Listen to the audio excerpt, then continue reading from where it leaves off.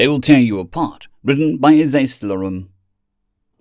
If you are receiving this, then the Pantheon has already fallen, and so has the United Deity Alliance, UDA. I am sending this message into the greater cosmos in a vain attempt to inform or warn any other being or deity that comes across this message. First, to my creation, should they still exist despite my stupidity and ignorance.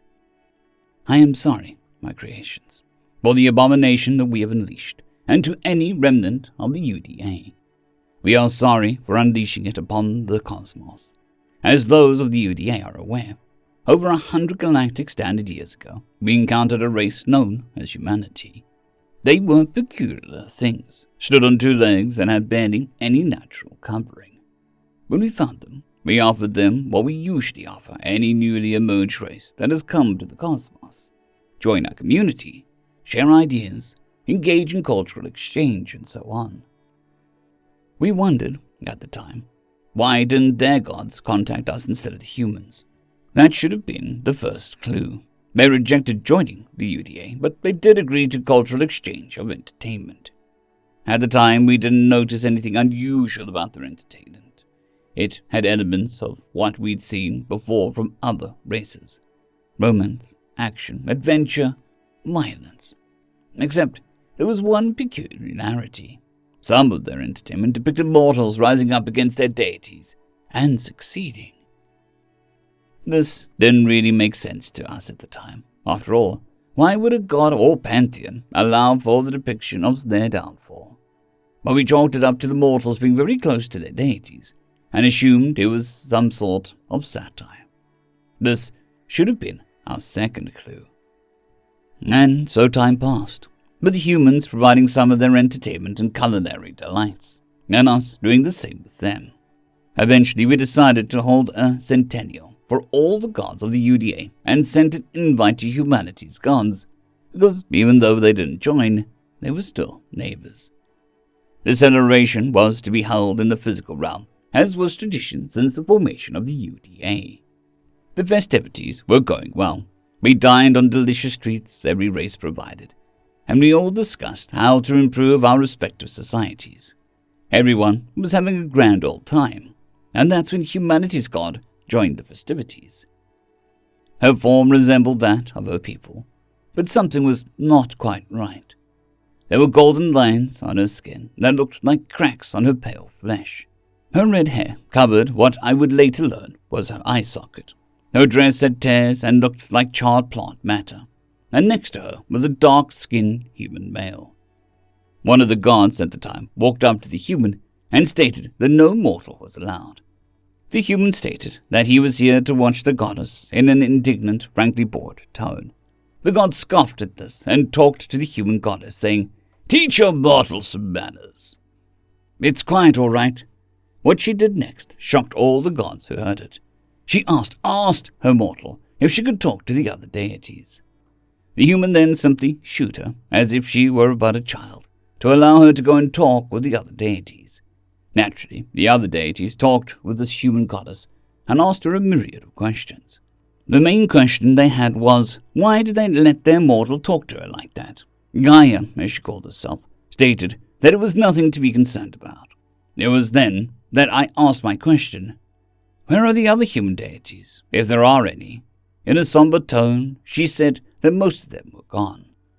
We were shocked, of course.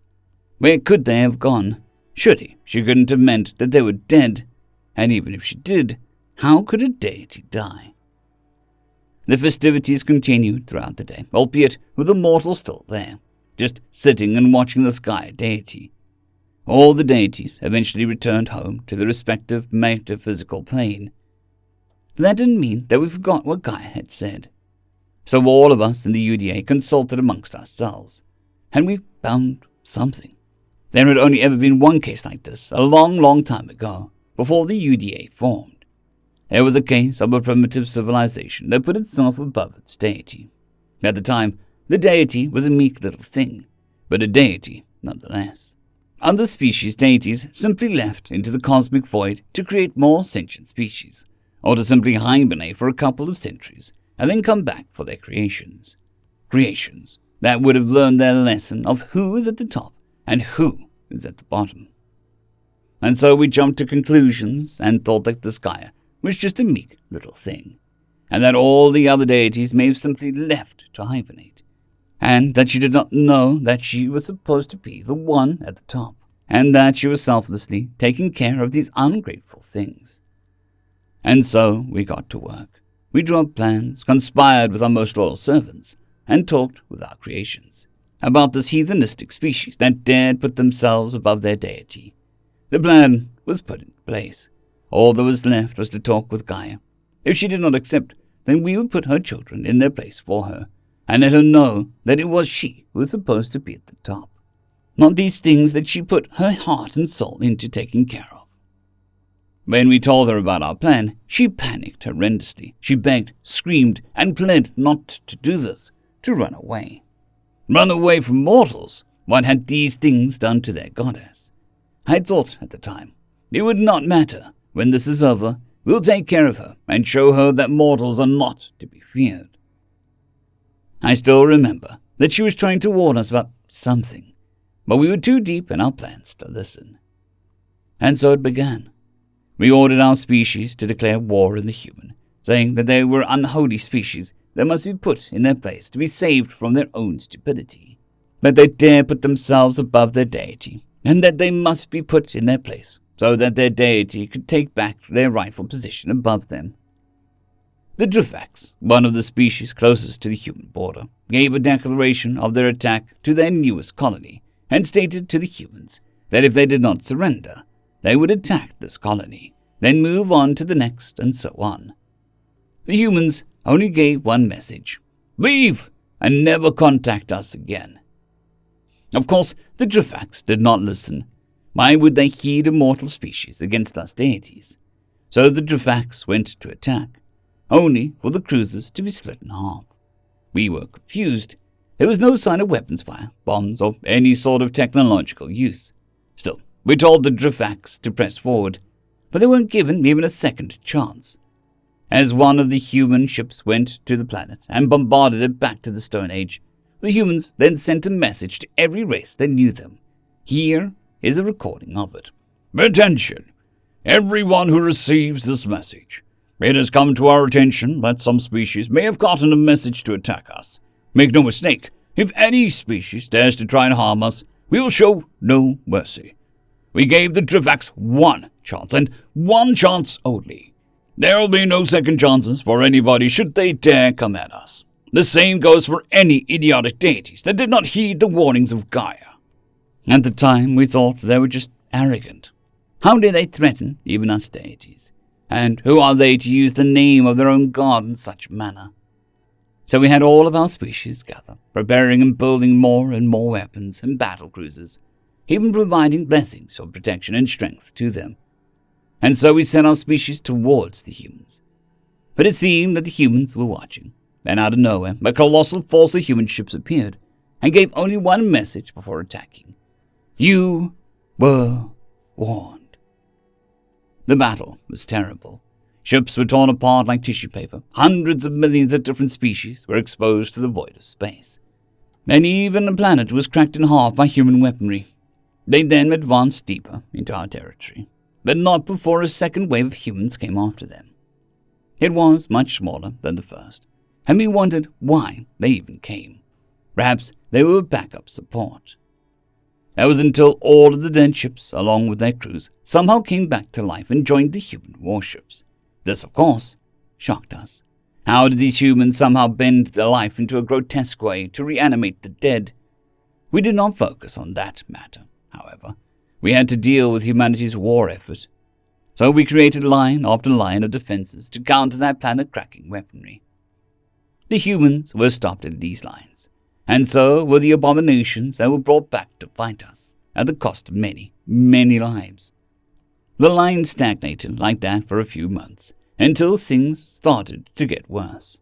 Somehow, many ships and planets developed virulent, horrifying plagues that decimated not just the defensive lines, but many planets as well. Many species were forced to surrender, while others, who still fought in our name, were decimated by their dead brethren. and added to the army of humanity. Eventually, the god of the Driftax, who had been away, stepped in and stated that he could no longer allow this silly little war to continue, and that he had to help his creations rise up from the rubble. We could not fault him, even with a non-interference pact regarding interactions with another deity species directly. The Driftax were currently very far behind on the technological scale, due to the humans' merciless bombardment. We could not hold back the Driftax deity, who wanted to help his creations get back on their feet. And so the Driftax god manifested on the human colony world that the Driftax were planning to attack before the beginning of the war, and spoke.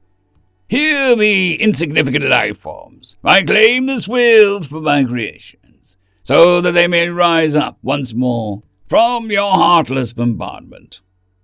All the humans who saw and heard this smiled wicked grins as they began to swarm the Driftax god. "Humph! Fitting as such a wicked species is to be so stupid that to swarm me, a deity. How utterly foolish. I will reduce the surface to ash and rebuild from the—" Suddenly, every human, having swarmed him, jumped at an astonishing height and began to claw into him. "Oh, dreadful beings! Taste the full might of my divine power! What's happening? What is happening to my divine power? No, stop! Please! The Driftax god was silenced as thousands upon thousands of humans crawled over his form and stripped him clean, like a Terran piranha. We were both terrified and confused. How did these Terrans manage to kill a god? We decided to step in and sent all of our divine messengers and servants to deal with these monsters. They all met the same fate as the Driftax god. During this horrible war, we attempted to contact Gaia to tell her to try something, anything, that since she was humanity's goddess, she would have dominion over these mortals, and that she could stop this horrible war and assert her supremacy over them. That was when she revealed something that shocked every one of us to our core, more than the death of the Driftax god. I've included that memory in this recording. Listen well. A long time ago, there were many gods of many different pantheons, and they did as they pleased with humanity. The gods enjoyed toying with and torturing the mortals. Then one day, one god named Hephaestus was tasked to make mortal souls tougher and more adaptable, more enjoyable to toy with, so that they wouldn't break so easily. He achieved this, and it made the human afterlife more fun for the gods. They even created an afterlife for eternal torment, where humans would be tortured for all eternity, just for the entertainment of one fallen divine messenger. These gods did as they pleased with humans for a time, until they decided to leave them for a bit, so that they could build up their numbers, to make it even more enjoyable for themselves when they came back to toy with humanity again. And so they stayed away from the physical realm of humanity for many centuries.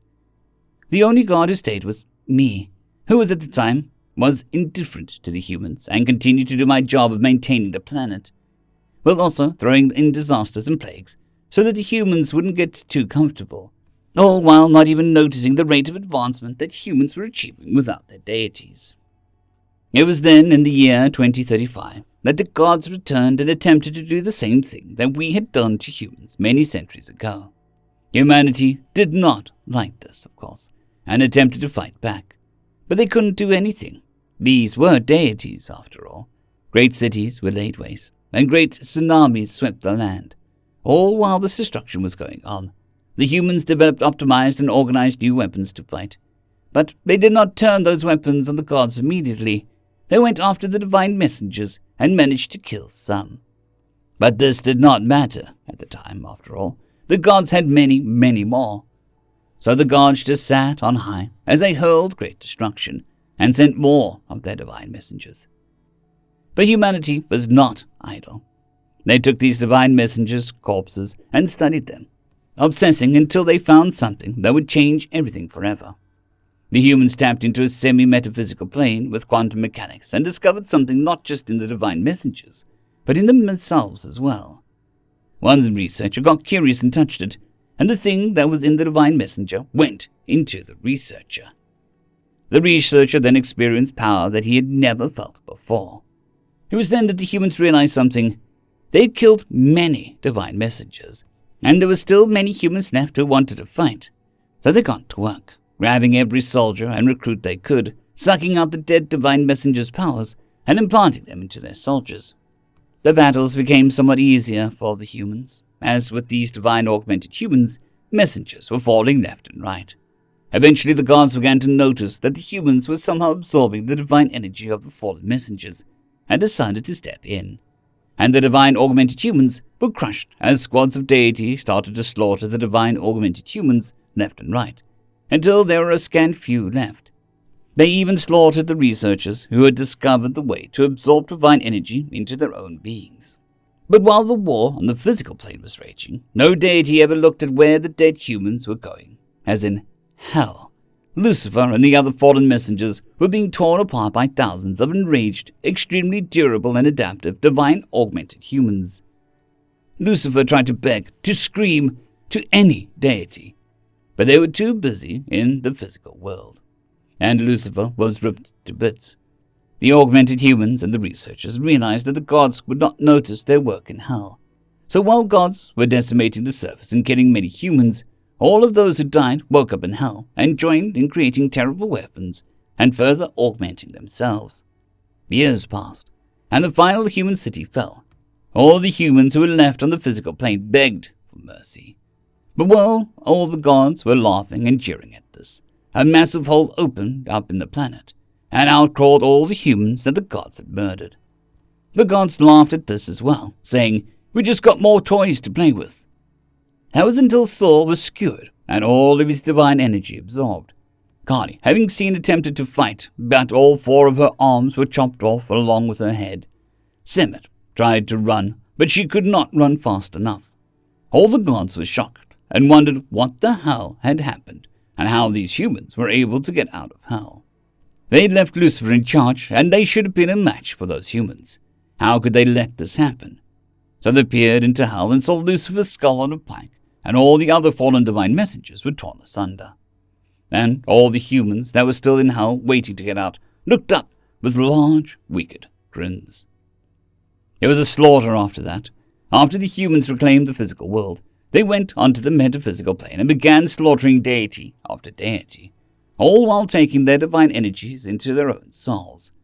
In the end, there was only a small number of gods left, whom the humans allowed to live because of their indifference or genuine unwillingness to harm humans, with some scarring, of course.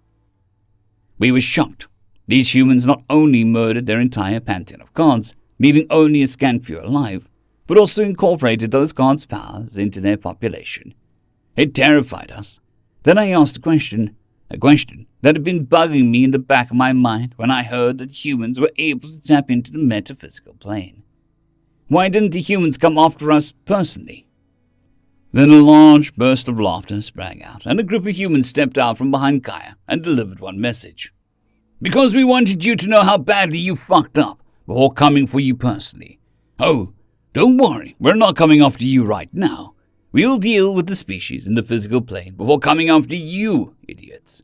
And because we wanted you to at least try to learn some humility and stop this pointless war. After all, we already had enough power. We didn't want to be too greedy." It only took 1 human year to end the war on the physical plane, carving parts of the former UDA space into sections. They then began to hunt us, who had already fled when that message was given a year ago. Many of us still tried to fight, but the humans just annihilated them. I hear them coming. Please, whatever deity that finds this, whatever you do, whether it be to run, hide, or even ignore them, never fight them. Never declare hostility against them, because they'll tear you apart and make your power their own. Hello? No, please stay back. All that could be heard was the gargled screams of the last deity of the UDA, slaughtered by a member of the Divine Augmented Human Alliance. End of story. I'd greatly like to thank our Tier 5 channel members, Caspar Arnholtz, John Creighton, Manatharia, 050, Dragzoon WRE, and Elijah Silvercross. Thank you very much.